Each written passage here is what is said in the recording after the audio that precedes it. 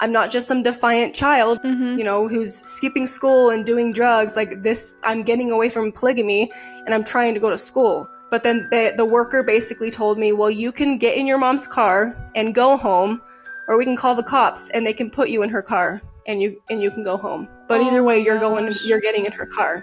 Then they wanted me to tell them, like, hey, well, what are they doing to you? Is there abuse in the home? I'm like, well, yeah, but not towards me. And they're like, hey, then what are you running away from? And I was like, well, they're trying to marry me off. They're trying to make me get married. My sister just got married. She was engaged at 16 and she was married at 17. And I gave them all of these examples. And I was like, and then this sister, she was engaged at 15, married at 15. I'm like, if I go back, I will get married. They basically just told me, like, well, our hands are tied because technically, like, that's not abuse. Jeez. Come back after they already forced you to get married, and then we Ugh. can help you.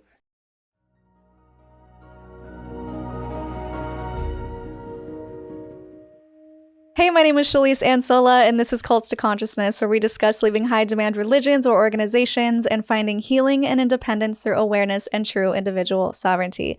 As always, if you're only listening and you want to see our faces, go to our YouTube channel at Cults to Consciousness, where you can join in on the conversation, like, subscribe, become a supporter, and an advocate for these people who are bravely coming on and sharing their stories with us.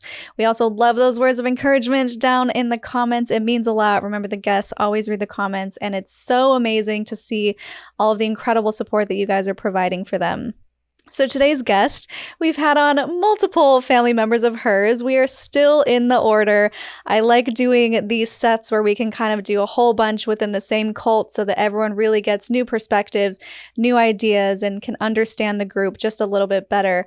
So today's guest, as I mentioned, from the Order, which is a polygamous cult from Utah.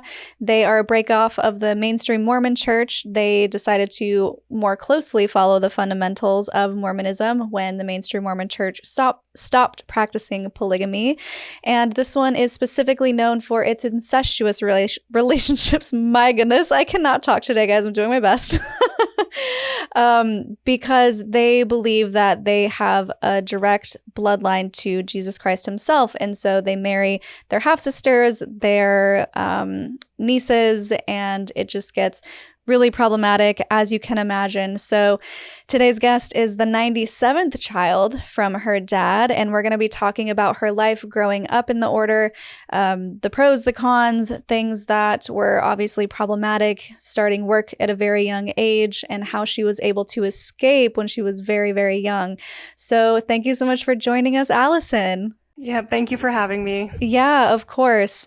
So one of the things that I also wanted to mention is how you were helping the group kind of cheat on their taxes. And we're not going to get into that now, but I just wanted everyone to know that that's what's coming because I think it's really interesting.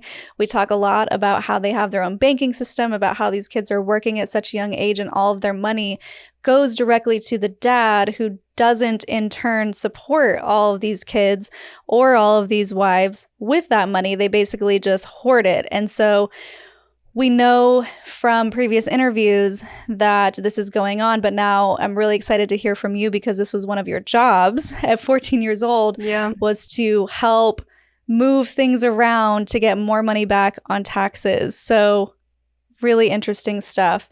Okay, so I think where we need to start though is your specific family line and how they joined, because you have a really interesting story there. Yeah, so my dad is obviously John Daniel Kingston, but my mom, she was not Kingston. She was a Mattingly. And back when the Order was starting, it started in 1935.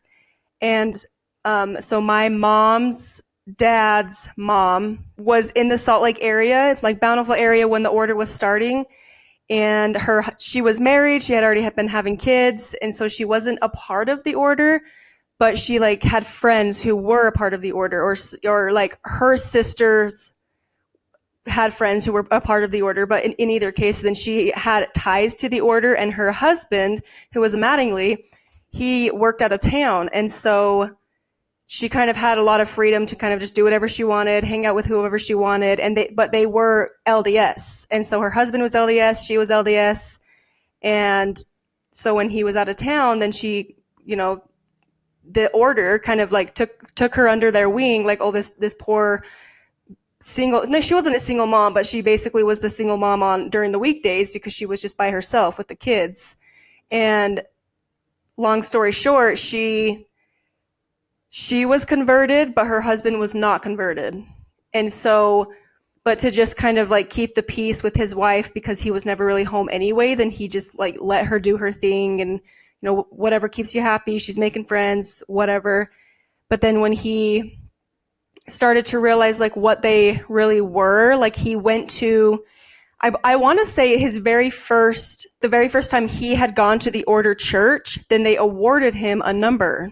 Really? Yeah. So, and there's like a whole book written about it. My great uncle, like he did all the research. He read the diaries because it was his dad. It was his dad and mom. And so he got number 43, but like to be a numbered man, then he had all these high expectations of him now. It's like, oh, well, now because you're a numbered man here in the order, then you got to have a bank account with us and you've got to start working for us and you've got to start doing all these things like for us. And back then it was not what it was today because it was during the Great Depression. So from what I understand, it really was like a community to kind of help each other. Like, everybody gets a slice of the pie and everyone's slice is equal. Like you contribute what you can contribute. And that's what it kind of started out as. And so I think that's how they enticed Jenny, her name was Jenny Mattingly and Charles Mattingly, to kind of join, but they didn't realize like what they were joining, to what extent they were signing their souls away, basically. Mm-hmm. So once Charles kind of figured it out, and he didn't want to be a part of the order, but Jenny did. And so I know I said long story short, but long story short again, he basically told Jenny, I am going to divorce you and take the kids with me, or you can come with us, but we are not staying here with the Kingstons. Do you think it was because he didn't want to practice polygamy and she did? Or do you think she even knew that was part of the deal? Oh, she knew that was a part of the deal, but I think she believed that the Mormons had it right originally, and Charles believed, no, they had it right when they got rid of it, turned away from polygamy. Yeah. And so I don't think that they treated women very, they never really treated women fairly back then, even ever in the order.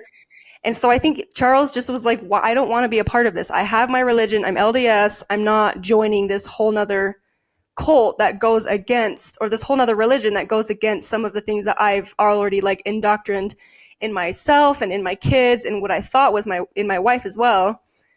So he basically gave her an ultimatum, and she went to the leader and told the leader, what do I do? He's going to leave me. And the leader told her, it's okay. We are going to take care. We'll take care of you. I'll talk to him, or told her, don't worry about it. It's going to be okay. And I want to say within days, but at least within weeks, then her husband, Charles Mattingly, died of poisoning. And on his death certificate cause of death is accidental poisoning. Wow. And they married her off to somebody else in the order, and she continued having more kids. Did she become a polygamous wife after that? Yeah, because I want to say the person that she married after Charles died had already had a wife. So she remarried, and she was not the first wife anymore. Man, I'm trying to understand why any woman would see that and be like, sign me up. Because I couldn't imagine anyone that would be like, yeah, that's the life that I want. I couldn't either. Like hearing, and even growing up in the order, I always knew my grandpa was Grandpa Charles Mattingly, and he died of poisoning, but we don't know what really happened. Like I didn't know the whole backstory. I didn't know that he worked out of town and she was kind of she was converted and then he was converted. But I always knew that he had died of poisoning. And so when I started to hear like more of the story after leaving, then it blew my mind. Yeah. Like I was like, this makes more sense than accidental poisoning. That's crazy. Yeah, definitely. After Jenny remarried, she remarried at Pratt, then, she had her kids, they grew up, and then like my mom's dad, he ended up leaving the order. And he got married. He had my mom. My mom is his first kid. He had my mom. He had my mom's younger sister. And then his mom, Jenny, who was still living back in the order, was sick. And so he to get her, basically to get her medical attention, because they neglect their elderly like they do. Mm. And so he went back to them, trying to see like what he can do to help his mom, what they can do to help his mom, because wasn't doing well. The leader at the time of Jenny joining was Eldon #1, the one who started the order. But then the leader at the time of my mom's dad leaving the order and coming back was Ortel, which is the father of Paul, who is the leader now. And so Ortel told him, well, if you come back to the order and you have all of your daughters marry my sons, then we will take care of her and we'll fix it. And so I don't know like what words were used, because I can't imagine. Like I know there was manipulation there, because it doesn't make sense for you to be like, sell all of your children to me and we'll take care of your mom. But basically that's what ended up happening. So he left the order and then came back. And when all of his daughters grew up, then they all married Ortel's sons or grandsons. That's basically trafficking. Yeah. Human trafficking. So that is quite the family history. I'm very upset at your grandpa for selling his children. But oh man, what a place to put someone in. They're trying to help their parent go gracefully and maybe even just have a better quality of life. And in order to do so, he has to give away his daughters into this life of polygamy that he clearly wasn't okay with initially, or he wouldn't have left. So that's just really manipulative and sad. Yeah, it makes me angry just thinking about it. And even once again, in the order, then I always knew that he had left the order and came back, but they never told us the whole story. That was just always holes that we had to just kind of fill ourselves, or just come to terms with, that we're never going to know the truth. But then I learned all of this after leaving and reaching out to the people who were actually there, who weren't going to lie to me. Yeah, and that's usually what happens too within these high demand groups, is information control, where they may tell you part of the truth, but not the whole truth. And it's also too scary to seek the truth, because everyone else is demonized. People who have left are demonized. Anyone who is not of the order or of the group you are in that they are writing is discredited. So you really can't understand the full scope of everything until you're willing to leave and get rid of all of the confirmation bias that you had previously about this information being false right out the gate. Yeah. So it's really tricky to do. I want to talk a little bit about your family dynamic, because we've talked about Val and Chanel's story on the channel, and you had the same father as them, but not within the same mother, correct? Yeah, their mom was the 7th, I believe, and my mom was the 5th wife. Oh, your mom was the 5th wife, but you're quite a bit younger than them, because they're the oldest in their family, and you're the 97th child. Yeah, and I'm my dad's 97th child, but my mom's 9th child. So I had 8 older siblings. Oh, okay. So you're the baby of the family, or you had more under you? My mom had 4 more kids after me, so total she had 13. Wow. But I was one of the younger ones, yeah. So I had 4 younger siblings and 8 older ones. Okay, so we had mentioned off camera that you kind of had a different experience of Daniel, of your dad, because you were in a slightly different generation from Val and Chanel. So can you walk us through what some of those differences might be, and or just your experience in general of your dad? Everyone knows that Daniel went to jail for, child abuse, and I was born during the time that he was serving his sentence. And so, this is just a fun fact, but when Daniel was on work release, and so he worked across the street from where my mom lived. But he got to deliver me basically while he was still in jail. So he was supposed to be serving time in jail for child abuse, but he was, going to work on work release, and he was across the street delivering one of his kids. Wow. In their house. And so that was always a story that he liked to tell me was, did you know that Heavenly Father wanted me to be there when you were born so badly that he made sure that you were born when I could be there and I could deliver you. And then you came out, and then within 5 minutes, I had to go back to jail. Oh my gosh. Yeah. And so it was after, I always remember being told, Daniel was worse. Like, consider yourself lucky because before he went to jail, he was worse than this. And that always shocked me because he was terrible even after he went to jail. Like, I only really have memories of him when he's home. It's to punish one of the kids. So Daniel was still very abusive. And I remember him abusing like my older siblings a lot, like my older sisters before they had gotten married. My full older sister got married when I was 8. Daniel had 14 wives, and so it would make sense for him to go to my mom's house, every 2 weeks. But I only remember Daniel being there once every 2 months, if that. Like, if he came more than once in a 30-day time period, then I was always like, why is he here again? Is somebody getting married? Is somebody in trouble? Like, he did not come to our house very often, and it was like an every other month thing. And so when he did come over, then it almost always seemed like he was hurting somebody. And as a young kid, I knew when Daniel's coming over, don't say anything, don't like do anything to make him mad. Like, the second my mom asks me to do anything, then I need to jump up and I need to start doing it.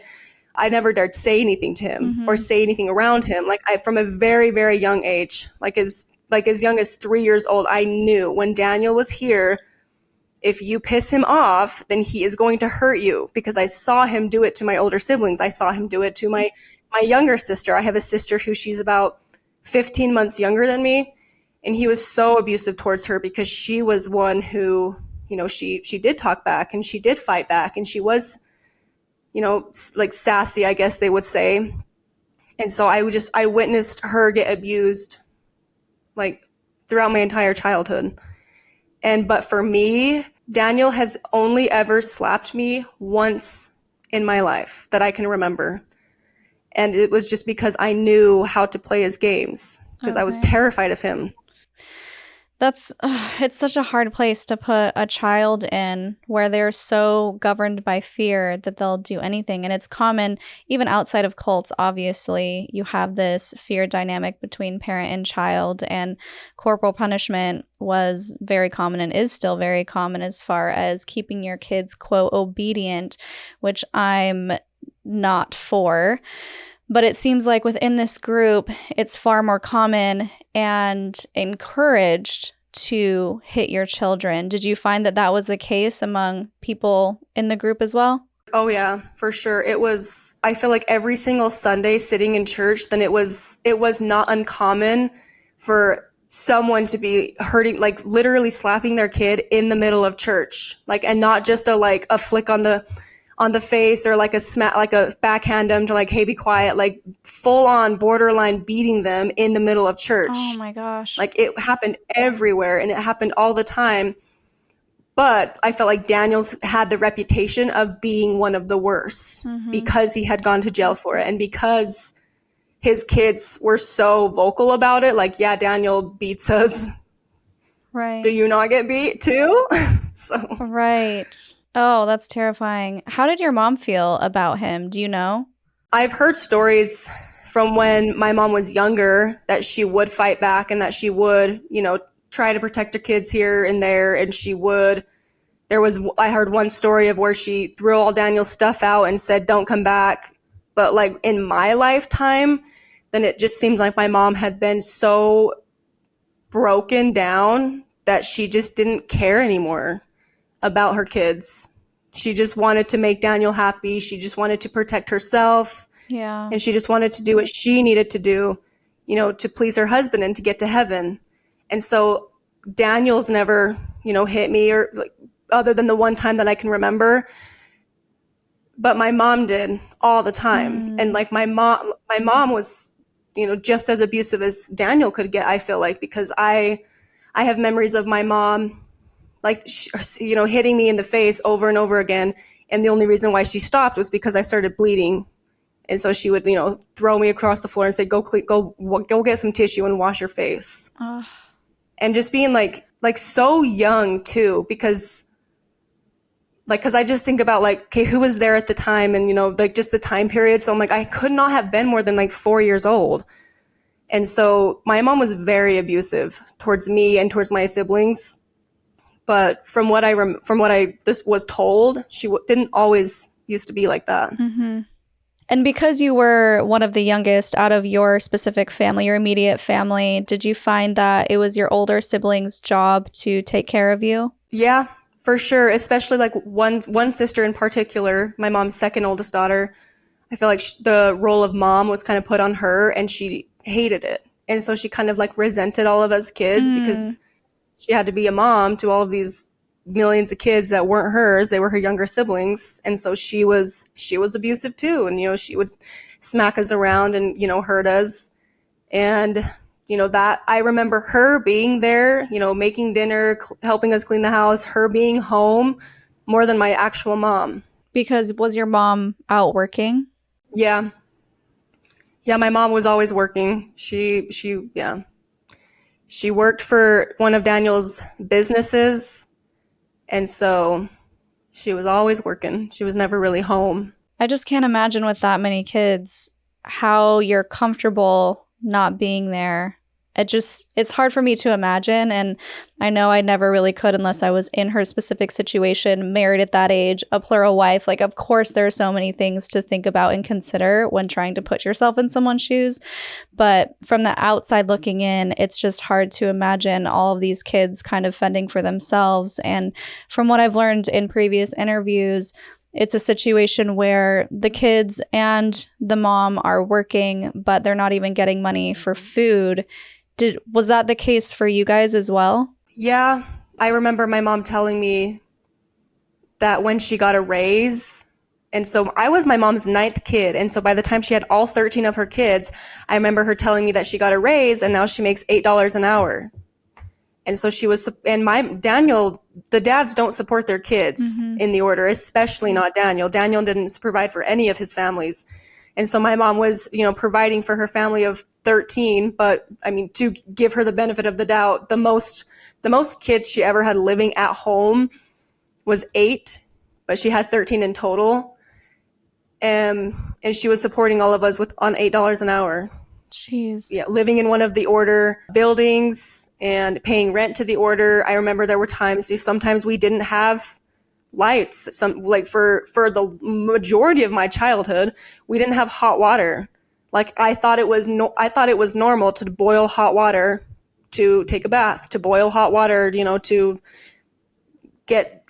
clean things around the house. Like, cause we never had hot water, and then we never really had food either. But like, we always had like the staple items. I feel like milk, oats.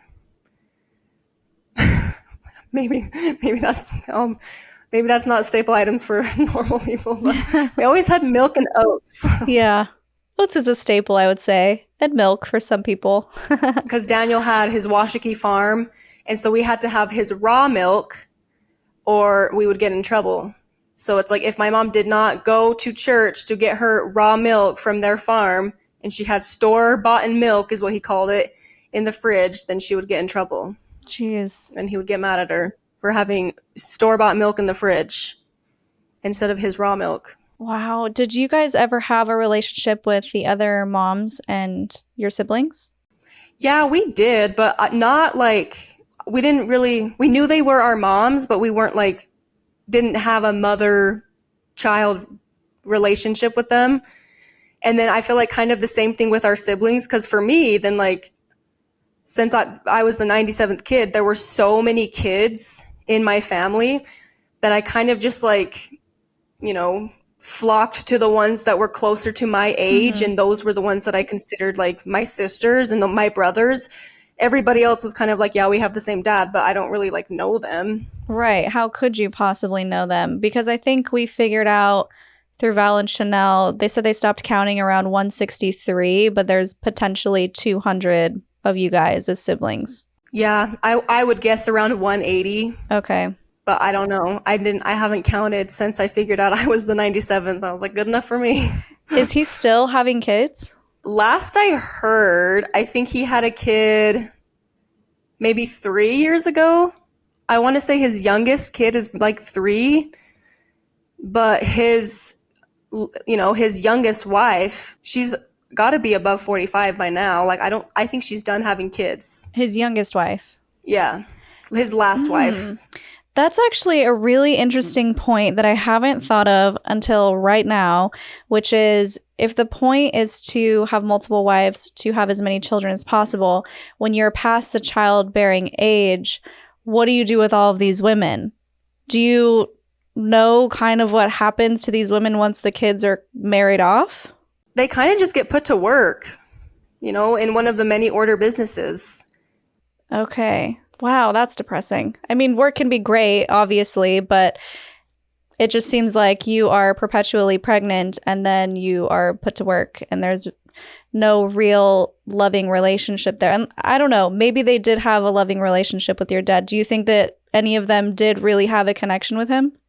I think that they had what they would consider a connection, but I don't think that was really, I don't think that he loved any of them. I think he was really good at making it seem like he loved them, and they were all just Fawning. fawning over him. Yeah. Okay, so speaking of work, I want to talk about your jobs. So the first job that you had, you were 8 years old and you were doing janitorial work. Do you want to talk about that? Yeah, so Daniel has a lot of businesses, and so it's just typical. Like his kids typically will work at his businesses. And so he owned like a waste management type of business called A1 Disposal. And so that's where my mom worked. And so that's where I would go to work. And I first started working around 8 years old. And so I did just like the easy stuff that an 8-year-old can do. Like I did janitorial work. I helped in the kitchen because they made meals for all of the workers there that they can purchase. And so I helped in the kitchen to make the meals. I did a lot of the like scanning, filing, data entry, like very, very basic data entry. Like here's the paper, there's the screen, put these numbers in. And so like that super simple data entry and just like the little random odds and end jobs that an 8-year-old can do. So I did that starting at 8. Were you excited to work or was this something you're like, no, I don't want to do this? When I very first started, then I was excited to go to work just because at that point, all of my friends, or AKA my sisters, then they had been working already. And so then I was like, well, why can't I go to work? This seems like fun. Like it was more like, yeah, I was excited to go to work. I thought it was fun. And I was so excited to finally start saving money to put towards my wedding because I had all these, if I start at 8, I can be saving money for 5 to 8 years before I have to throw it all at this wedding when I'm 16. Oh 5 to 8 years. Oh my gosh. It's just so terrifying when you really think about it. And of course, and this is not me laughing at your state of mind because I get it. I was indoctrinated in my own way within the mainstream Mormon church. And it's just who you are and it's normal. It's your reality. So I don't blame you for having those feelings because it makes total sense. It's just when you're able to step back and see it from a new perspective, it's kind of staggering to really think about the reality of that. At 8 years old, you're working to save money for your wedding in 5 years. It's a lot. Yeah. So you also mentioned off camera to me that you started answering phones, which I think is really interesting. Yeah, so at A1 Disposal, then this was when I was a little bit older, and by older, I probably mean like 10 or 11. Then they wanted me to help dispatch the drivers. So the drivers who were on the route, then they would radio in, and then that person, the dispatcher, also had the job of like customer service, answering the phones. And so I did that starting like just on the weekends, and it didn't last very long just because every time I would answer a phone, then they would, request to talk to somebody else. Yeah. And then after a couple times of that happening, then they were like, well, they're catching on that it's a little kid answering the phone, so we can't have you doing dispatch anymore, which I was fine with because I was terrified to be talking to these drivers and answering the phone because I was always taught like I'm not supposed to be talking to outsiders. And now I'm supposed to be like professional answering the phone. And I'm just like, I didn't know what to say to them or how to, interact with them. Like, especially being in a room full of, my dad's wives. I was like, what if I say something wrong and they get me in trouble? What if I'm too nice to these outsiders and I get in trouble? Like, I had no idea how to have a conversation with an outsider. Yeah, I was going to ask if you felt adequately prepared to do a job like that, because I would have been scared doing that. I mean, just thinking about back in the day, my mom would have me do grown up things like, okay, do you want to call and make your hair appointment? I'm like, no, you do Hmm. it. I don't want to talk to grown ups. That's too much. Yeah. I was definitely not prepared at all. So I was glad when they pulled me off of that job. So then the next job would have been doing the taxes, right? Should we get into that? Yeah. There was like a couple odds and end jobs, between A1 disposal, A5 engineering, and then up at, Daniel's ranch in Washakie. But I pretty much did all the same things at those different businesses by him. But when I was 14, then one of Daniel's wives, she does the taxes for the majority of the order members. And so when tax season came around, then she asked my mom if I would go help her with the taxes. And so I got to go to her house where she did the taxes. She had her little office set up in her living room. And I had my very own computer. Like, she had her computer and she had a computer set up for me, and I helped her do taxes. But like, even like, looking back, I did not learn to do taxes. Like, it's not like I was like, oh, I've done taxes before, I can go work at H&R Block now because I know what I'm doing. Like, she was very, very discreet on like what she was telling me I was doing and on how taxes really work in general. She was pretty much just like, here's the software, here's how to use it, here's where to find all of the different gadgets that you need to know, and here's the paperwork, and here's the numbers that mean something to you. That's all you need to know. And then if we had to like change something, then she would show me how to change it. And so it was literally just months and months of figuring out where should all of these dependents go, because there's so many kids in the order. And so we would switch dependents around for, from different wives, or especially like in my family, then I had older siblings who were adults. And I remember even Val mentioned this, like, he's like, yeah, I was claiming my siblings on my taxes so that I can get a tax return. Like, my older brother was claiming me so that he could get a tax return. And I was the one helping, like, okay, this person's 18 now, so now we can take some of their mom's kids and put them under them, and then they can get a bigger tax return. Whoa. Or like, one of the dads, the person who actually makes decent real money that's not just under the table, he needed more kids, so they would pull kids from like 2 kids from this wife, 2 kids from that wife, and just until he had just like an entire list of kids that he was supposedly claiming, so that he didn't have to have like return as much money when the time came to pay taxes. Mm-hmm. And then we would like make up addresses. Like, if somebody was still living with their mom, then they can't like claim that they're living on their own. So then we would like make up an address that they're like living in a mother-in-law apartment that doesn't exist. So we would just make up an address. Yikes. First of all, it's very interesting because on one hand, they're doing everything they can to cheat and get as much money back as possible. On the other hand, they're having a 14-year-old in charge of some of this, and it just doesn't compute for me. I'm like, how did that make sense to them? Because clearly money is very, very important in the order. And one of the other questions I had for you, I don't know if you would know the answer to this, but I know that a lot of the kids, when they work, sometimes their money is just completely taken out of their account and put into the dad's account. And I would imagine once the kid is old enough to start filing taxes, it's so complicated because they work for the order, so they can kind of get away with working young because it's obviously against the law. Mm-hmm. So there's that. But then when they are old enough to start claiming taxes or getting money back, their money is actually it's going somewhere else. And I would imagine that if you have almost 200 children working and you're gathering their money into your account, wouldn't that put up some red flags? Like, would it show that he is making this income, or was it filed as like a gift, or were there ways to get around them learning that he's just getting all of this money funneled to him? Did that make any sense? I think so. So from what I understand is that there was no actual paper trail. It's not like Daniel has like a check stub, or I don't even know how it works out in the real world all the way. 100%, I don't either. Who knows? Yeah, I know, right?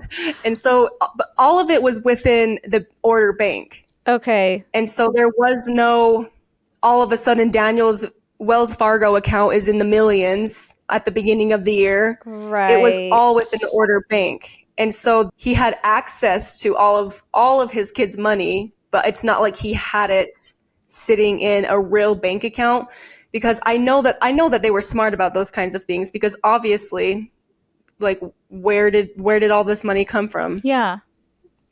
And that's what I'm trying to figure out too, because especially if you don't really have check stubs, but you're trying to get money back on your taxes, you would still need to have some sort of W-4 or something working for another company where they show you this is your income, here is your statement. I mean, we've all gotten those Yeah. papers from our employers and then you file using those. But if they're all the order companies and it's not really going through a real bank, I don't know. It just sounds really complicated. Yeah. So for that, they do have W-4s, like, for the order businesses that are employing order members. They have W-4s and they have check stubs, but the numbers are fumbled with. They're not real numbers, you know? So, Oh, like, the amount of money that they're actually being deposited onto their statement wouldn't match what the government is saying they're making each month. It wouldn't be the same. Like, those are 100% made up, and they are just fake documents, but they're there. They're just not real.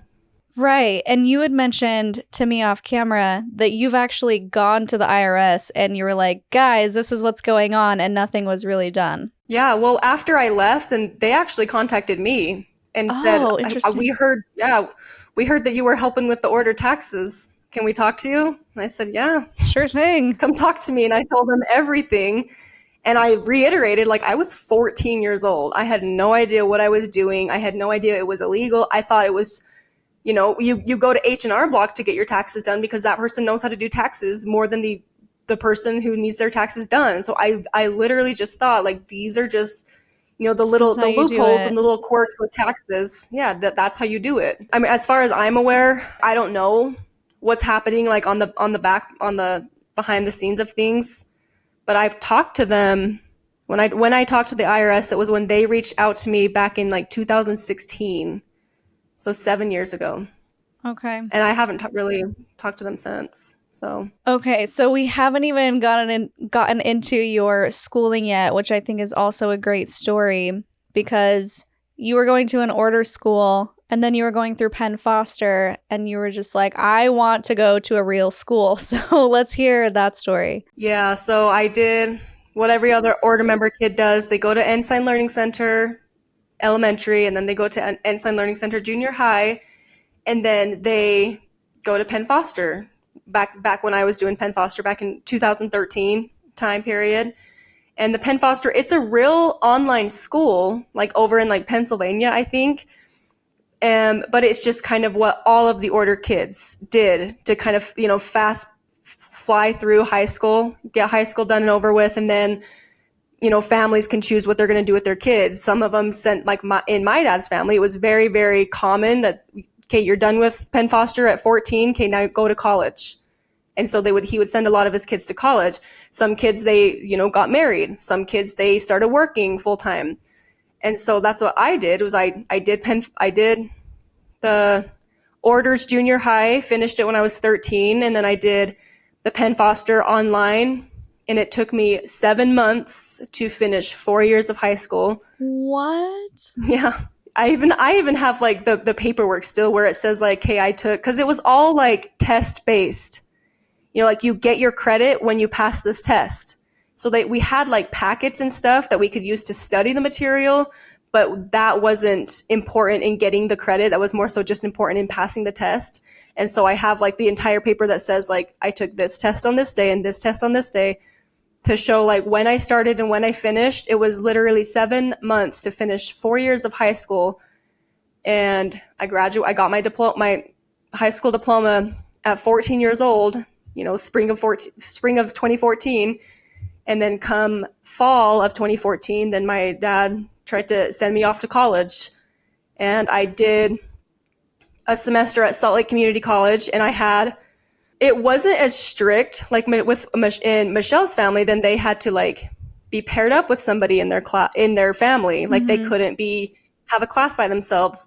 It wasn't strict like that. Like every single one of my classes I took by myself. But I had all of my sisters that were my same age, or majority of my sisters that were and brothers, I guess. Majority of my siblings that were my same age were all going to Salt Lake Community College too. And so, but I didn't have to be like paired with them, but I did have to, sign up for my classes and have get like financial aid figured out. And then obviously like all of that information is fibbed too.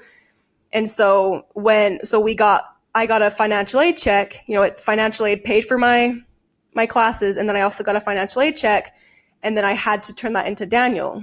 We always had like a big family meeting with all the college kids who were fresh and new to college. And like, that was something that they went over, was like, hey, when you get your financial aid, that's not just money that you get to have. You have to give it to, turn it into the order, they say, or really turn it into Daniel.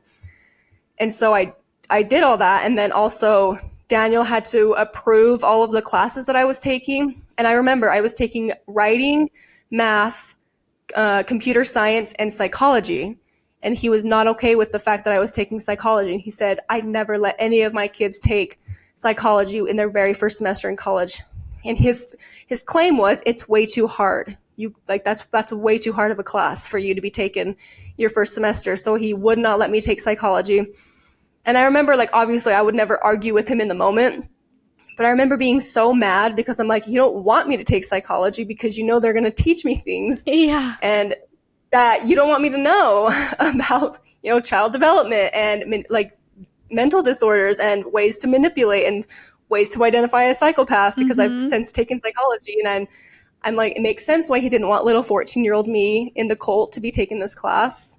And so he made me drop that class, but I took criminal justice instead. So, I mean, long story short, again, then I wasn't ready for college. I was 14 years old with a fake high school diploma, and I was in a cult. So this was my very, very first time being around outsiders, being in a room where I was the only order member. And it was terrifying. And I, failed all my classes. I didn't do good in any of my classes. And so I went to Daniel at the end of the semester after I failed all my classes, and I told him, I'm not ready for this. Like, can I please, like, at this point, then I was like, can I just work instead? Because majority of the order, they don't go to college at 14. They just go to work. So I was like, can that just be me? I'm not good enough for college. I'm not smart enough to pass these classes. Can I just go to work? And so he was like, that's fine. Like, you can work instead. You can take spring off and you can work. And so then I was just working. But then as I was just working, then I was like, what am I doing? Like, at this point, I was 15 years old. I'm 15 years old. And I had like dreams and goals, life goals, and what I wanted to be when I grew up. And I was like, I'm never going to get there if I'm just sitting here working at the Order's bakery. Yeah. But I was like, well, I tried to go to college and I couldn't do it. And so I went to my mom, and I asked her, like, can I just go back to high school? Like, can I just go to high school? Like, I don't understand. Because at this point, there were some order kids that were going to high school. Not in my family, but they were there. And so I kind of like piggybacked off of that, threw all those names out on the table to my mom, like, this family's doing it, this family's doing it, they're doing fine. This family, this order man is letting his kids go to public school. Like, why can't I? And it was such a, like, I don't even remember what her excuses were. Like, if Daniel says that you can, then you can. If Daniel says that you can, then you can. But I always knew, like, that's going to be a no. Daniel's never going to let me go to a public high school. And so I had a half sister that was a little bit older than me, who told me that she would help me get enrolled in high school. And so she was like, you can't just not have an education. Like, if you go to school and you tell them that your parents aren't letting you go to school, then they'll just enroll you without your parents' permission. So this is what she was telling me. And so then this is when I realized, like, oh, like, it's illegal to, deprive your kids of education. Like, you have to let your kids get an education. And so once I knew that, then I literally just walked to the closest public high school that was to my house with my sister. She went with me, and we went into the principal's office, and I just kind of just told him everything. Like, hey, I'm from a polygamous cult here in Salt Lake City who doesn't believe in school after a certain age. And so my parents won't let me go to school. So will you just enroll me? And this is my age. This is what grade I should be in. Can I just go to school here? And he was like in awe. Like, he was just shocked. He's like, what? Like, I'm sorry, can you rewind? What is that again? I mean, that's a baller move for you to just show up and be like, hey, I want to learn. It's so cool. Yeah. Like, I at that point, I didn't even care, like, if I got in trouble, because I just felt like if I don't at least try, like, then the answer is always going to be no. So I guess we'll see what happens. But the principal just basically told me, he kind of gave me an answer that didn't really make sense. He said, I can't enroll you without your parents' permission, but your parents cannot not give permission. Yeah. And so I was like, okay, but they can just not give permission, because that's what they've been doing. Like, and this was ongoing. I started fighting to go to school in January, and I didn't actually walk into a school and to try to enroll myself until September. Like, it was ongoing. Like, I was doing everything that they wanted me to do, like trying to go about all the right ways of, just going back to high school so that I can get a real education, so I could, when I was ready for college, then I was actually ready for college. Mm-hmm. So, the principal, he sent me home with the paperwork, and he's like, they just need to sign this paper and get you signed up for classes, and you should be good to go. And so I went back to my mom and I told her what I did. I was like, the principal said I can go to school. So I don't know if you want to keep fighting me, then I can just go to the next person and tell them the same story I just told him. I kind of feel like they just, kind of threw their hands up in the air, like, whatever. If she's going to go to school, she's going to go to school. And I also I felt like I was good at playing the card of, I'm doing this for the order. Mm-hmm. I'm doing this so that I can be a better order member. I want this so that I can be an asset to the order. And so I really played into that as well as I knew how to. And so eventually then my mom and Daniel kind of sat me down at home, and they had just like a little solo meeting with me. And Daniel had this whole list of things. He's like, if you're going to go to public school, then these are all of the things that you need to do. And it was like, he gave me like a order history book, and he's like, you need to read this. You can't miss church. You can't miss any of the order, religious meetings, because they would have basically church on Fridays and Saturdays once a month on top of church on Sundays. He's like, you can't miss any of those. You can't miss any of the dances. You can't miss work. So I had to keep working, and it was just other dumb random things. Like, you need to learn to make bread. You need to learn, you have to go to all of the preparation for marriage classes. And so I was just like in agreement, like, I'll do all of it. Yep, I will. And so I started public high school by myself. I would wake up in the morning and I would walk myself to school. And there were some times where, like, my mom would drive me to school. There were times my older brothers would drive me to school. And so it kind of felt like, okay, like, they're actually, like, I don't have to do this all on my own. Like, they're actually going to, like, not only let me, but help me. But then just, like, the list of requirements that I had to, like, follow, it just became nearly impossible, for me at least, to continue going to high school. Because, like, it got to the point where, like, okay, now I'm supposed to be going to work during school hours. Like, how I can't be two places at once. Yeah. But I can't miss work. Otherwise, I'm going to get pulled out completely. And so that lasted just maybe 2 months before I finally just left the order and said, I'm not working here anymore. I quit my job, and that meant quitting the order too. I'm just kidding. Oh, really? Is that kind of the implication there? I was leaving the order, but it was in the moment. Then it was like, if I don't go to school now, if I don't leave the order now, then I'm not going to ever be able to go back to high school, because I can't wait till I'm 18 and then try to go to high school when I'm 18, 19 years old. I was like, I have to do this now. So I left the order when I was only 16 years old, like 1 month after I turned 16.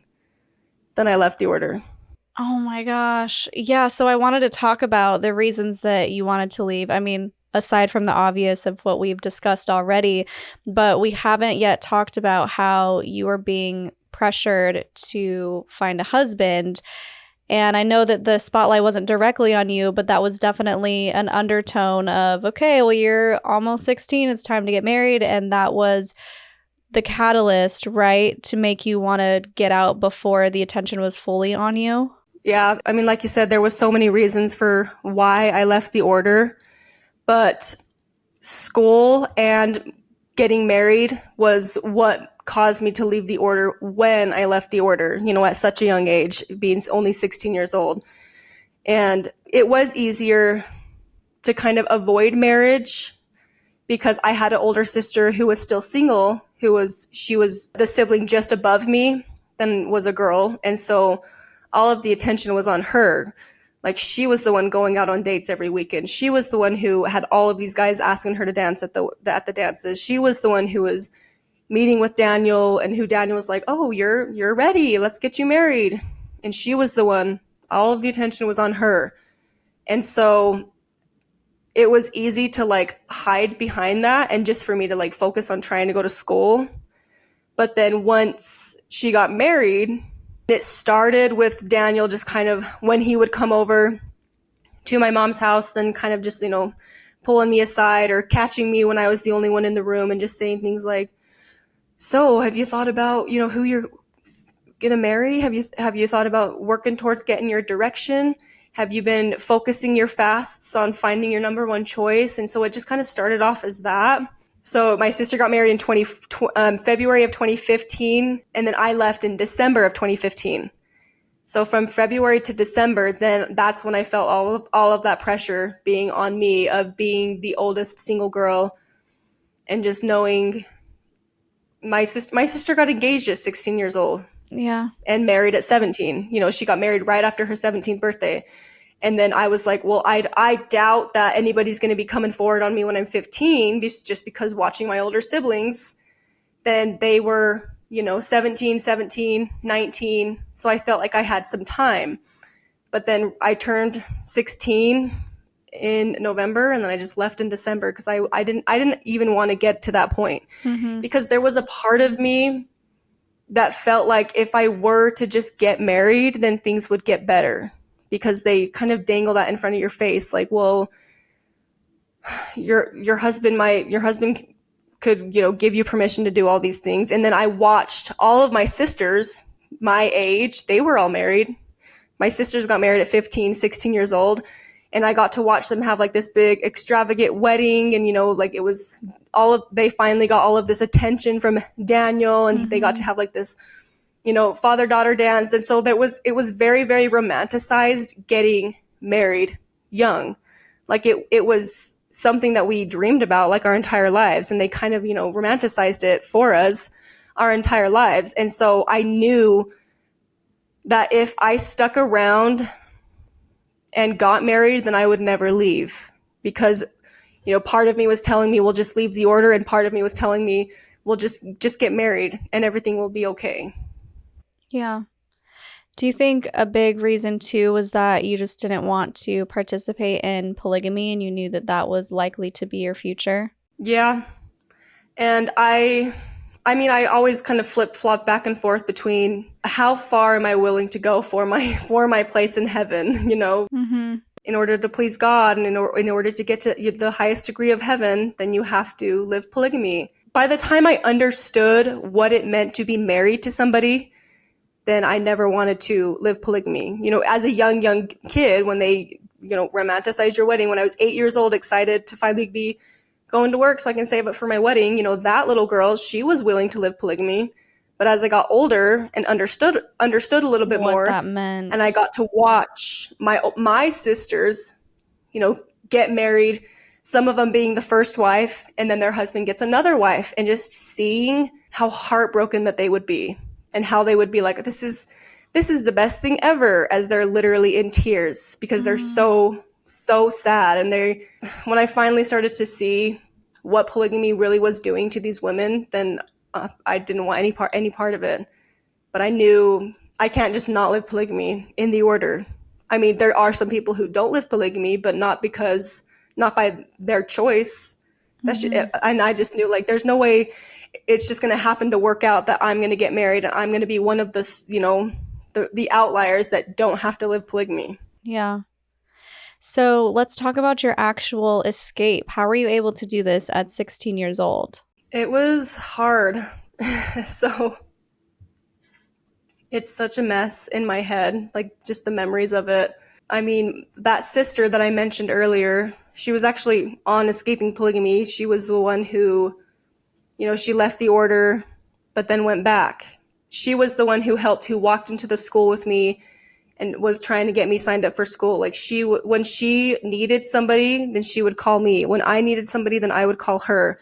And so when she told me that she was leaving, then I was basically just like, take me with you. Like, if you're not going to be here, like, I cannot stay another day. Like, Yeah. I'm going to end up getting married.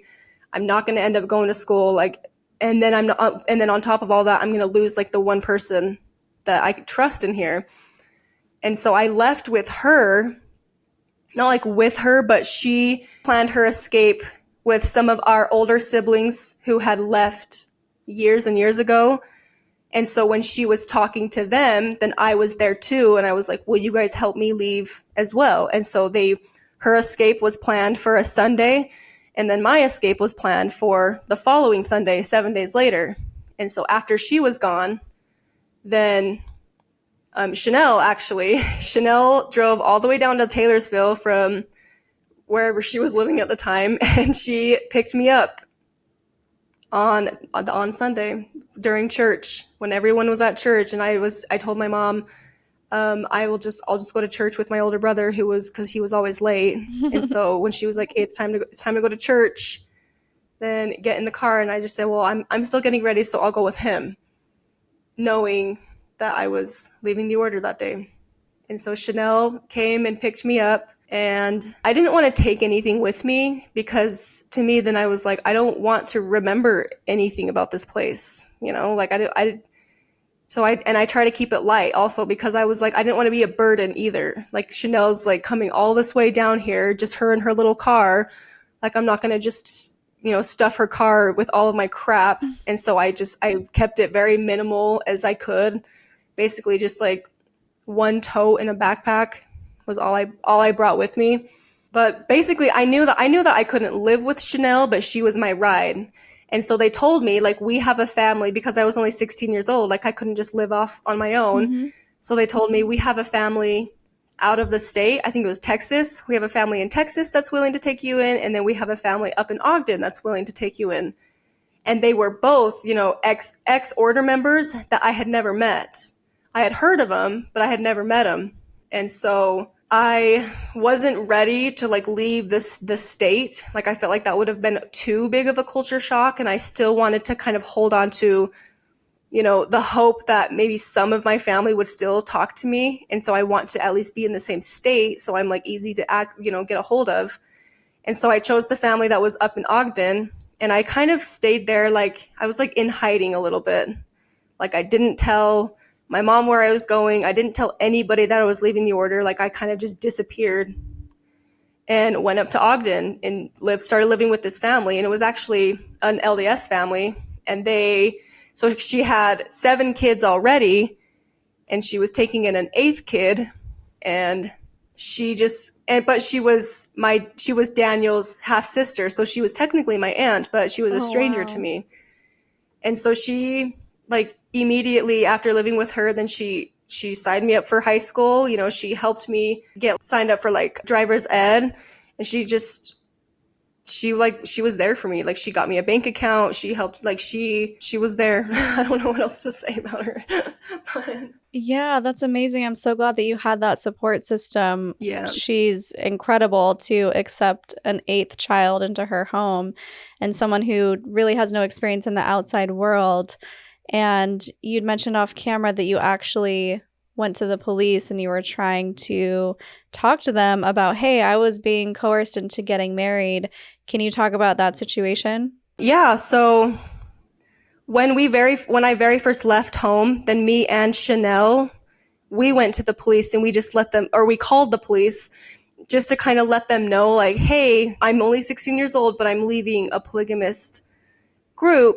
I don't want my parents to report me as missing, so I'm kind of like reporting myself as missing Oh, that's for smart. them so that you guys know where I am, just in case. And so they kind of just were like, well, until your parents actually come looking for you, then you're fine. Like, if nobody's forcing you to go back home, then you don't have to go back home. Like, just keep doing what you're doing and we'll, play it by ear.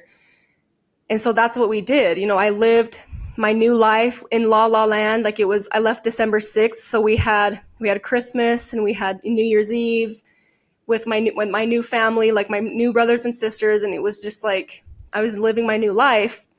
But then word had gotten back to my mom of where I was living. And so now that they knew where I was, 6 weeks later after I had left, then my mom showed up with cops at my house, my new house, basically. And the cop basically told me, you have to go home. And I told him, I'm like, I'm not going home. And I was like, I called you guys 6 weeks ago. I left a polygamous cult. They're trying to get me to get married. I'm only 16 years old. Like, this is my aunt. She said that she could keep me here. Like, I just like laid it out all in front of him. Like, this is the situation. And I didn't know what else to do. And he said, okay, well, you have to go about it like in an official way. You can't just run away. And so you can either go home with your mom, or I can put you in cuffs and I can take you to a detention center. So I said, okay, then take me to a detention center because I'm not going home. Yeah. So he did. He cuffed me up and he took me to a detention center, and I was there for about a week.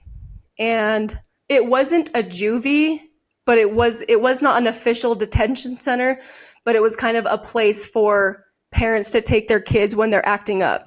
But it was not like a locked down facility. They took our phone, we had to wear their clothes, and they locked up all of our stuff. But they always told us, like, you're not being forced to be here. Like, you're not being punished. It was like supposed to be like a therapeutic thing where it's like, we just want to help you. Like, they're trying to get kids back on track. So like some of them needed to get put on meds. Some of them just needed to see a therapist. So that's the kind of place that they took me. And it was called Archway.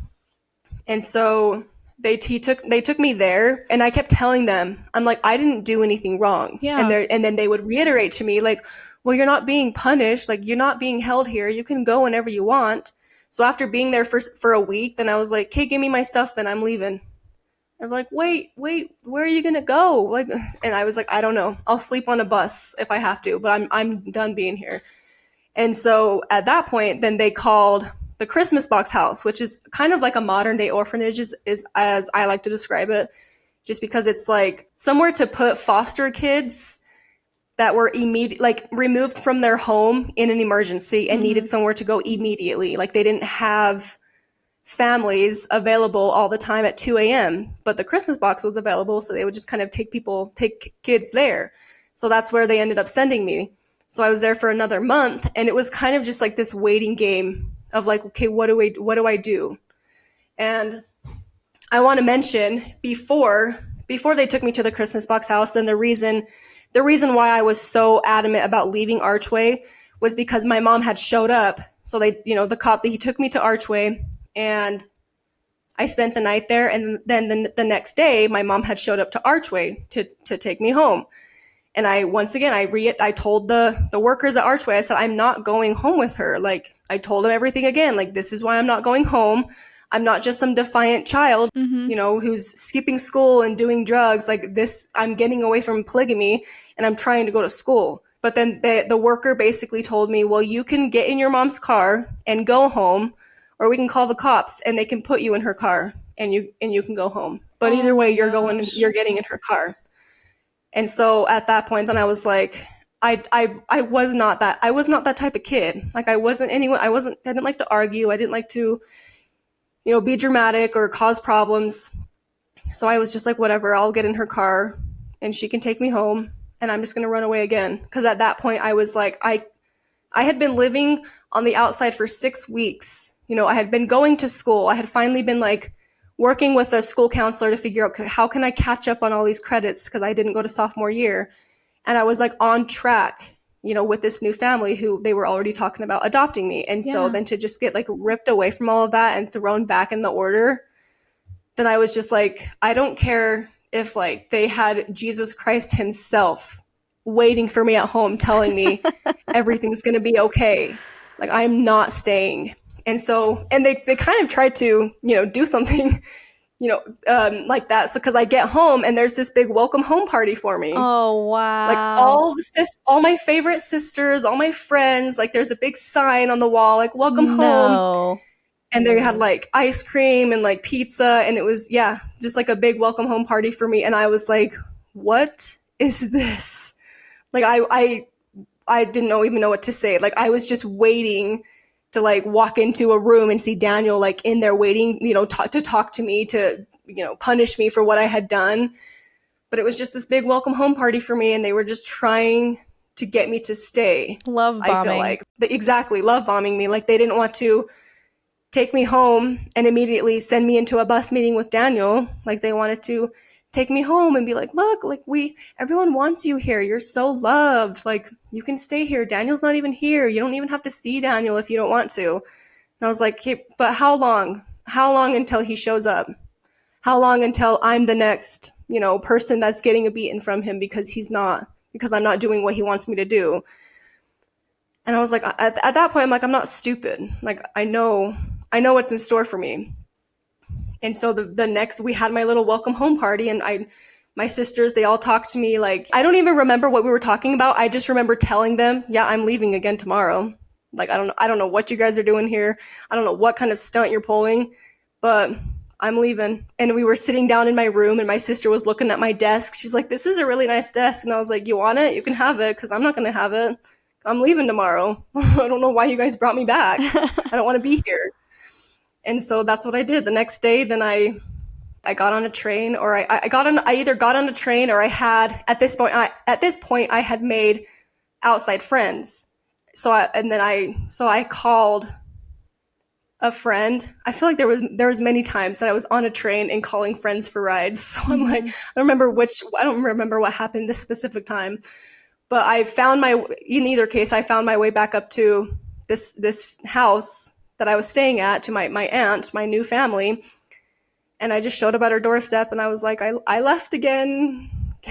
What's for dinner? Can I go to school tomorrow? So, but at that point, then she was like, hey, they know where you are, and they're fighting for you. So I can't get in trouble for harboring a runaway. I have 7 kids. Like she couldn't, but she, so we didn't know what else to do. So at that point, then that's when we got, law enforcement and the courts involved. So we contacted the Weber County Sheriff's Department or something. It was like, we went back to Archway is what we did. We went back to Archway because we knew that there were resources there. We knew that they had therapists there. They had, social workers there. They had caseworkers there. So we went back to them pretty much like, what do we do? And they ended up calling a judge that night. Like there was like a judge on call to get like emergency things signed. And so they were trying to get my parents, because it was 2 separate things. They were trying to get my parents' custody taken away. So they ended up doing that. So the judge signed away like, yes, like this, she is now a warden of the state, and her parents no longer have custody Parental over her. rights. Yeah, but they still had rights. Oh, they did still have rights. Yeah. Okay. So they didn't have custody anymore, so they couldn't just show up at wherever I was and force me to go back home, but they had rights over me. So what that basically meant was like they had a say in where I could live, and they didn't want me to live with my dad's half sister who put her ex in prison because she was married in the order, had kids in the order, and she ended up leaving, putting him in prison. Like they didn't want me to stay with her. So they pretty much were like, we don't care where she lives. Keep her at the Christmas box house. Keep her at Archway. Send her to a foster home. We don't care, but she can't live there. And so that's what the state ended up doing, was they put me in a foster home. And it was actually a really good foster home. Like it was an older couple. They only took in teenage girls. And that's where I lived for majority of 2016, going through the court process of actually getting my parents' rights taken away. Because like that was like a whole separate battle. And so we had court often, like once a month or every other month, but it was all just like little random like check-ins to make sure that yeah, we're all still on the same page, leading up to this big trial. And this trial was supposed to be happening sometime in like September or October. And it was basically, we were going to get all of these witnesses and we were going to get like me on the stand to testify against Daniel to get his rights taken away because they weren't willing to release their rights. They weren't willing to relinquish their own rights. So we were going to get all of these people to testify against them in this big trial to get their rights, taken from them. And so we would have like little court check-ins. And at this point, then I feel like I'm all over the place, and I apologize because No, you're doing great. okay, because there's just so many random like little details that I'm like, I don't know where this, like, where it makes sense to say this, but I feel like it's important to say. Like during that 9 months, then I had court ordered visitations with my family, court ordered therapy with my mom and with my mom and with Daniel, where they got to pick the therapist. And I had court ordered drug tests that I had to do. And I still was like in control by Daniel. Yeah. And so like that's why it was so important to me. I'm like, because I was like, at this point, I'm like, yeah, I'm going to school. I'm not in the order, but I have court ordered therapy with Daniel. I have court ordered visits with Daniel. Daniel's still showing up to my court hearings like he's anything to me. Mm-hmm. I told, because at this point I was awarded like I don't know if award is the right word, or I was assigned a guardian ad litem is what they call it. It's kind of like a state appointed attorney for a minor. And I told him, I was like, Daniel is not even on my birth certificate. Because we all know they either don't put a dad or they make up a name. I'm like, Daniel is not even on my birth certificate. For all we know, this is just some random stranger that I had never met, walking in, having all of this say over my life. Mm-hmm. Because during, like, in court, then my mom she just stayed quiet. She sat there and she's like, whatever, I agree with whatever Daniel has to say. Because they both showed up to all of my court hearings. And Daniel was the one doing all the talking. And it pissed me off because I was like, he is nothing to me in the state, even in the state of the law. Like, this man is nobody. And so the guardian ad litem brought that up to the judge. And the judge was like, okay, let's fix that right now. Kelly, my mom, Kelly, stand up. Daniel, stand up. And they just had to swear under oath that he was the father and there was no possibility that anybody else could be the father. And then from there on out, he was one of my legal guardians. It's just so frustrating, and I'm fuming as you're telling this, not at you, but obviously the situation that there is no protection or help for these children who are in abusive situations. It's just everything is going against this kid. Now, I know that those things are probably in place to help families get their kids back who are who are addicted to drugs or trying to do something bad to harm themselves. But in this case, where are the people advocating for you? Where are the people saying she needs to get out of this situation? She is actively in danger. It's just so frustrating. And I'm so happy that Michelle, who we just had on, who left the order, is going into becoming a police officer, because we need people like her to say, we're not taking her back to her parents' house. She clearly escaped because she's in a dangerous situation and we need to help her. And so it's just so frustrating. And I don't know if we're at this part of the story yet, but maybe I'm jumping ahead. I love that it seems going through this situation actually helped get a bill passed to make sure that anyone who is being coerced into being married at a young age is considered abuse by the parents. Do you want to talk about that? Did I jump ahead too far? Yeah, no, that's perfect. No, I'm glad that you reminded me, because when we finally got like the judge to sign to get my parents' custody taken away from them, then they wanted me to tell them like, hey, well, what are they doing to you? And I almost felt like I couldn't really think of anything, because I was like, well, I know what they want to hear. They want to hear, how much they're hitting me. They want to hear all of the beatings I'm getting. They want to hear all of the physical abuse, the sexual abuse. And I was like, I don't have any of that. They're just, because they would ask like, well, is there abuse in the home? I'm like, well, yeah, but not towards me. Like, my dad, he hits my other siblings. And they're like, hey, then what are you running away from? And I was like, well, they're trying to marry me off. They're trying to make me get married. My sister just got married. She was engaged at 16 and she was married at 17. And I gave him all of these examples. And I was like, and then this sister, she was engaged at 15, married at 15. I'm like, they're trying to marry me off. And if I go back, I will get married. And they basically just told me like, well, our hands are tied because technically like that's not abuse. Jeez. You know, come back after they already forced you to get married and then we Ugh. can help you. But until they do that, then there's nothing we can do. And so then I was like, it was like such a slap in the face because then I really started to question, Your sanity. am I really being abused? Am Right. I really just ungrateful that I have it good in the order and I'm still trying to leave? Like trying to force me to get married wasn't abuse. Mm-hmm.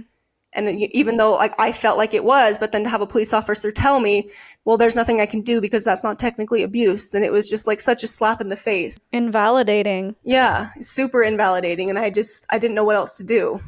So I left in 2016, but in February of 2018, then they did pass a bill, and it's HB 343, I want to say, where coercing or threatening a cultural marriage, and I know they use up a whole bunch of other legal jargon too, but you know, threatening or coercing a cultural marriage is a form of sexual abuse. Yeah. And now, where in my case it wasn't.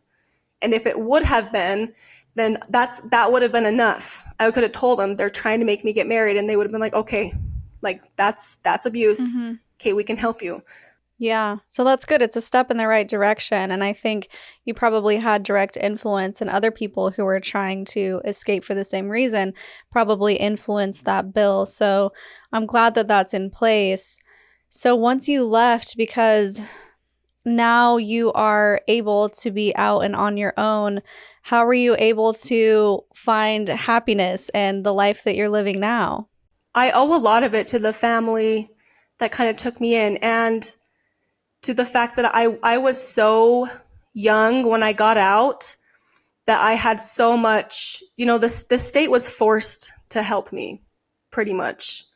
You know, like I wasn't an 18-year-old legal adult who was expected to know how to write a check, who was expected to know how to, you know, write up a resume and to go get a job, who was expected to know how to get her license. You know, I was 16. And so there was so much more slack for me for being this little cult girl that didn't know anything about the world. And Yeah. they just thought, well, most 16-year-olds don't know these things. So it's fine that you don't. And so those 2 years in high school set my foundation for being like a normal person, because I don't think that I would have been able to survive out here if I left as an adult, because it was because I was a minor that I was able to learn the ways of the outside world. I was able to, you know, get my first real job on my resume. It wasn't when I was 20 years old, like it might be for other people who leave the order. It was when I was 16, like it was for everybody else. And so, and then like you know, they helped me get a bank account, and most people don't have bank accounts. I mean, maybe they do, I don't know. But I felt like not everybody had a bank account at 16 anyway. So I didn't feel like I had to catch up in life, because I felt like, you know, this is where my peers are anyway. And so and then like just the family that took me in, they did end up adopting me. It will never replace the family that I had. And even, you know, when I agreed to get adopted, then it was like finally this hole in my heart that was left there from, you know, my family getting ripped away from me. It's going to get filled with this new family. I'm going to have a new name, and I'm going to be their daughter now. And I'm going to have like a new birth certificate. Like it didn't replace any of that, and it didn't like fill that hole, but it gave me something to like grasp onto to survive, really. Because it's common, for those who don't know, well, common's not the right word. It's expected to cut off those who leave. So you're not supposed to have any contact with them. It's basically like a death in the family. Has that been that way for you and your family in the order? Yeah, for the most part. I mean, I think because I was so young when I left, that there was a little bit of hope that I would still come back. And so I felt like they left some type of a little bit of a relationship there where if I reached out, then they would like at least respond when I was still a minor. But then like once I got adopted and once it was like set in stone, like, yeah, she's not coming back, then I was just cut off and I wasn't considered family anymore. Like I even had a brother, he wrote me a letter and like the very first thing it says is like, dear, something along the lines of like, dear Allison, somebody that I used to know, you are no longer my sister and you don't get to call me your brother. Oh, This 2-page long letter pretty much just telling me how stupid I am for picking high school over an eternity with my family and picking high school over the greatest people I will ever even get to meet on earth and picking high school over, my future kids being able to have a chance of coming to earth, and picking high school over my salvation, and just like how stupid I must be and how ungrateful I must be that experiencing 2 years of high school is more important than my salvation. mm-hmm. And that, I'm like I said, like, you were somebody that I used to know, like, you no longer get to call me your brother. And that's just the treatment that I got from all of them, really. There's been like a handful that will still respond to me if I reach out, but 99.9% of them, I'm cut off. That's so heartbreaking and frustrating. And you're still the same person. You just didn't want to live in these abusive conditions. And it's so sad that they really demonize the people who leave, because you are family. And I'm sure you don't have ill feelings towards them. You still love them. They were a huge part of your life. And now you're forced to cut them off as well, probably also for your own mental health, by setting boundaries and realizing, okay, I don't want to invite this into my space because it is traumatizing, re-traumatizing. And I know what that's like as well. Not to that extent, but I can understand and sympathize with you in that way.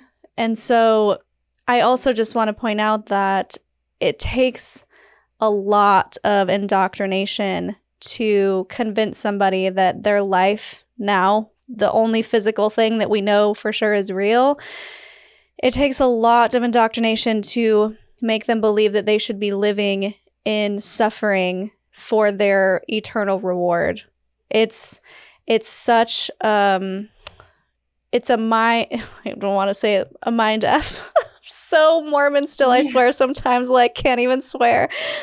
It twists your brain because they really just tell you that it's okay that you're suffering, and, suffer for God, and suffering is good, and we're sinful anyway, and we're all just living this life so that in the next life we'll be happy. But we don't even know for sure if that's going to happen. We don't know if there's an afterlife. We don't know if these rules that these groups have created are the right rules, that if there's a God, he wants us to follow. There's just so many things and so many outliers where you think, is this even worth it? And all you're wanting is a peaceful life now, and that's being held against you. And that's what's so frustrating, because it's so easy for us on the outside to look in and see the manipulation.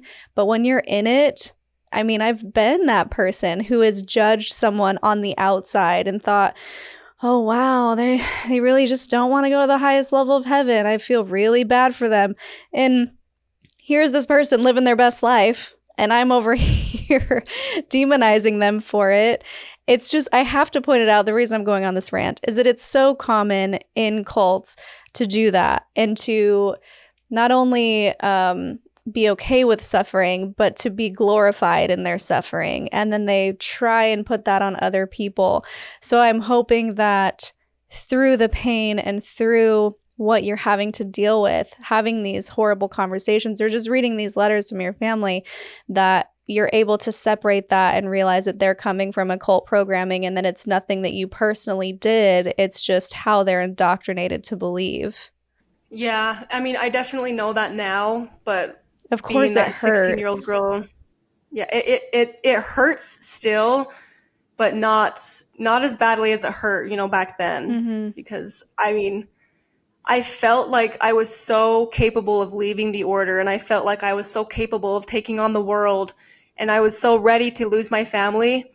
And I I think back and I remind myself like I was a child. Like I Yeah. was a month into being 16 years old, and I did that.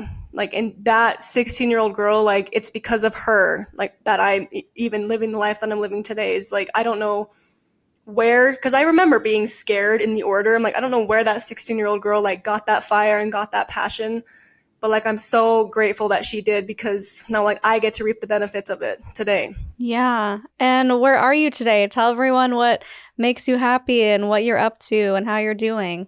I sorry. She's like, hold on, let me readjust for this.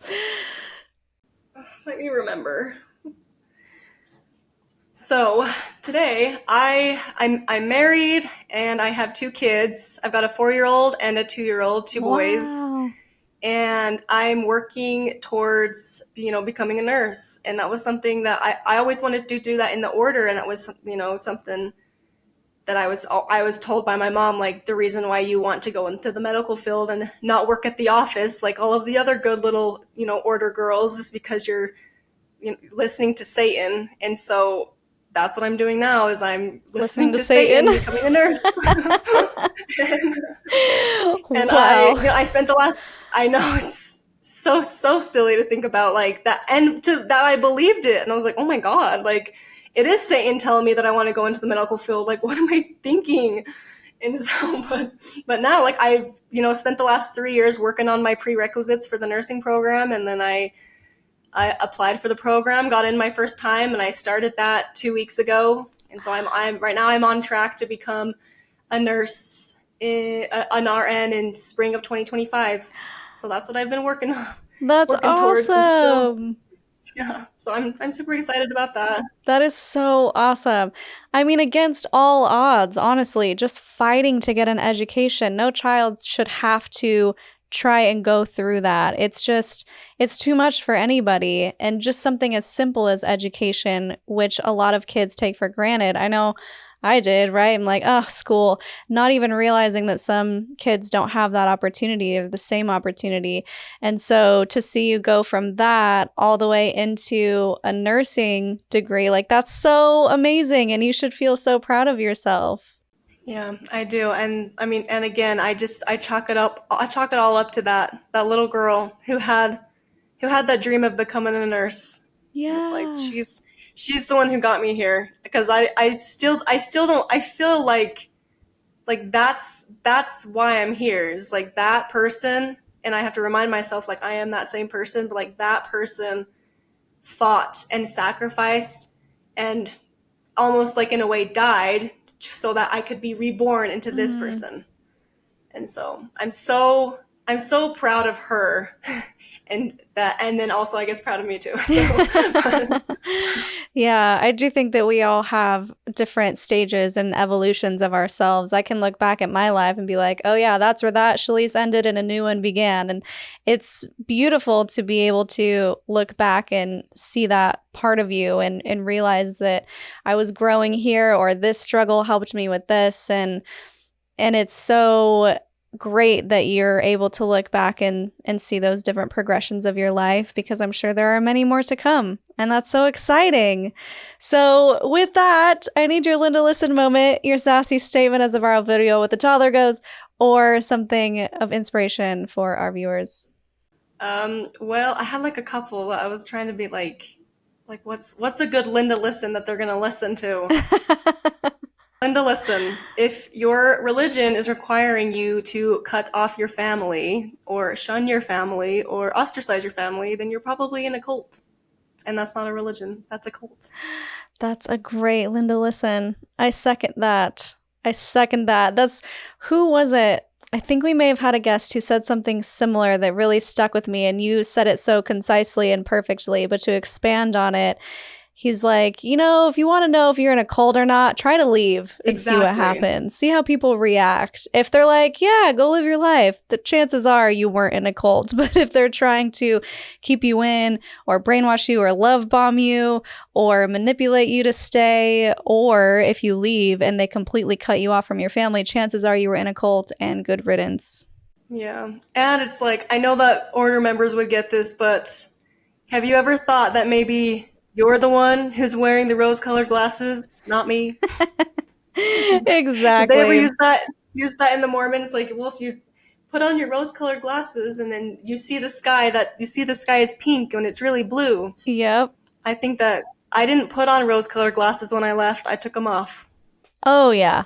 I use that same analogy. I'm like, I took the goggles off and I was like, what is this world out here? This is Yeah. interesting. You see everything completely new for the first time.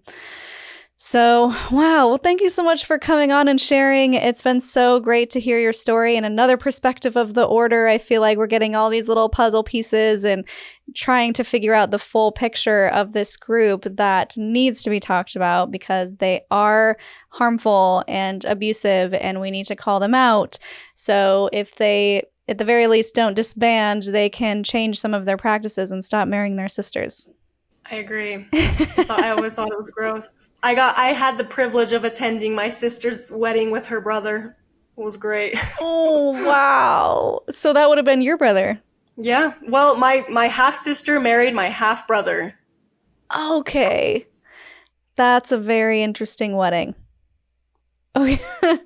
I guess would the guest list be smaller because there's only one family attending? Yeah. Well, I don't know. I don't even want to think It about it. was very small. Okay. Like one because it was super super secrety is what they said, but then two because both sides of the family was one family. The Right. whole the whole line was her brothers and sisters and his brothers and sisters. Oh, no, it's too I much. know. It's too much, Allison. I can't do it. Um, So, guys, if you want to reach out to Allison, I'm going to put her email, not her email, I'm going to put her Instagram in the description. It is at AllieEames1206. And it's just been so great getting to know you. Do you have any final thoughts before we wrap up? I know there's so much more to say, but there's also nothing else to say. Just kidding. I know there's so much. It's like, where do you even start? I know it can I be a know. lot.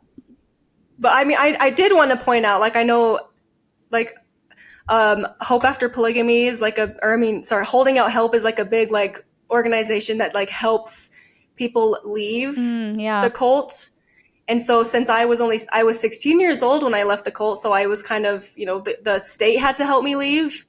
But there's another organization called Hope After Polygamy, and they solely focus on education and, getting scholarships for people who have left polygamy, and if they don't have their GED, helping them get their GED and helping them go through college and helping them pay for it. And so I feel like that was something that not a lot of people realize is, a resource out there. Mm-hmm. And it's definitely something I believe in because I'm so passionate about my education, and something that I see a lot of, people who leave these cults, they get this, they get past the depression part of it and the sad part of losing their family, and then they get this fire in them of like, I'm free, like what can I do? Yeah. The world is my oyster. And so many of them are like, I want to go to school.